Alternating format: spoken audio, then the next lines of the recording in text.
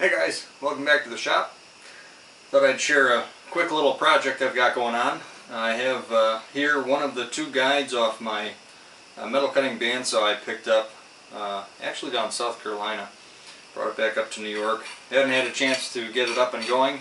I've had a few issues with it that need to be rectified. One of them is these bearings for the blade guides are pretty well shot. You can kind of hear that one rattling around in there. The seal's gone. So I picked up some new bearings and figured I'd share a quick little video on changing those out. And then once I get the rest of the saw fixed up and ready to go, I'll do a video on adjusting the guides for the blade and getting that all set up. But anyways, let me get you zoomed in and show you what we're going to do. So here's the two guides. I took one of them apart already, kind of show you what we have here for parts. So there's, on the frame side, it gets this collar bolt. The bearings just slip onto it, and that threads in here. And then on this one, it gets a 1/4 inch bolt, but there's an eccentric collar with a hex head on it. See how the hole's offset? And that allows you to tighten the distance between the two sets of bearings and hold the blade well. So I pulled this side apart because I knew this was going to need a little extra work. As you can see, there's a big old groove cut through here. There is an Allen head countersunk socket screw here that typically rides as the wear face for your blade to ride on. This definitely has had a significant amount of pressure on it because you can see that groove that's cut through it. So we're going to have to replace that screw. I'll need to get that out. But I thought I'd show you getting these apart, getting the bearings off, and getting the new bearings on. So this one's in much better shape. As you can see, it's not worn through. There's a little hole there that hooks up to the backside that was threaded so you can run coolant through it. Only 1/2 head coolant going to it. We'll see. I might run coolant to both of them when I reassemble it. But in any sense, let's get this apart and get these old bearings off. So this is just taking a 7/16 box wrench and this bolt, just like the other side, both these bolts were bent. Not sure why, but you can see that bearing.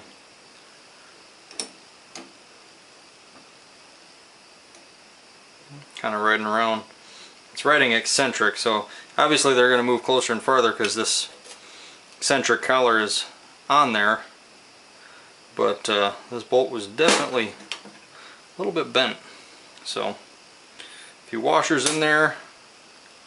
I need to take and press those off to get the other fixed collar bolt off. Thankfully this one's still good and straight, so we can reuse that.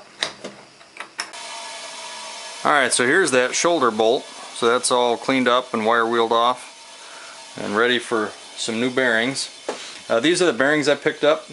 They're a direct part number match. Of course you can't read that one. Probably can't read this one either. I had taken apart the other one first. Clean one of these bearings up to get the part numbers off of it. And thankfully they're not an uncommon bearing.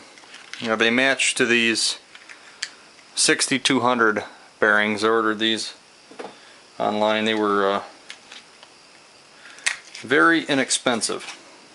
So there's the old bearing, there's the new bearing. Match right up. And I mean, I'm sure they won't last forever, but there again, this is guides on a bandsaw blade, so you pretty much expect to have to replace them once in a while. So with that, drop new bearing on, one washer, second washer, another new bearing, and they even come in these nice plastic packages. Keep them well oiled. Last bearing, and this is ready to be reassembled. So the new bearings on there, I am going to put some copper anti-seize on these.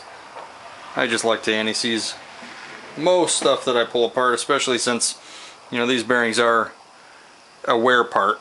They will need to be replaced again in the future, so I'd much rather have this come apart easier than harder.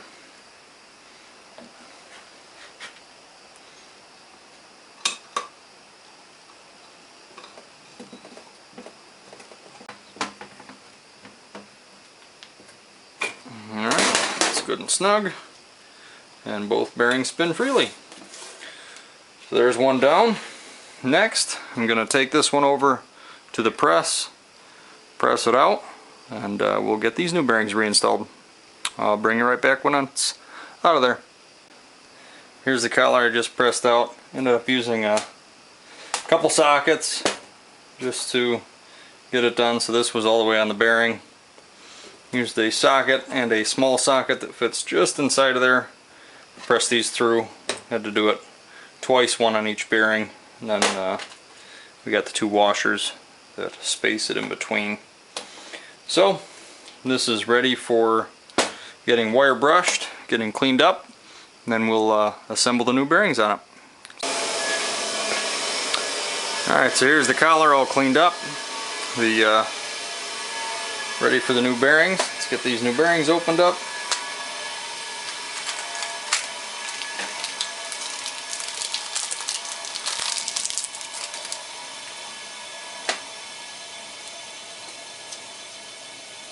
Slips right on there.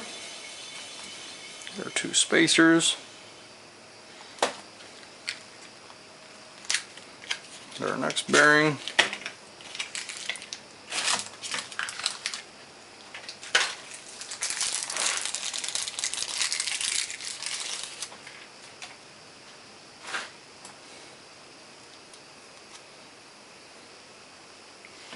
There's that. We got the one last washer that goes on there. I'm going to go check. I'm pretty sure I have some new 1/4 inch bolts. This one is just a little bit bent, so it was not quite holding things square. Alright, so here's some new bolts. So we're going to get these saddled up and remounted. That slid in, that washer on there. Again, a little more copper anti-seize, because I'm sure I'll have these off again in the future.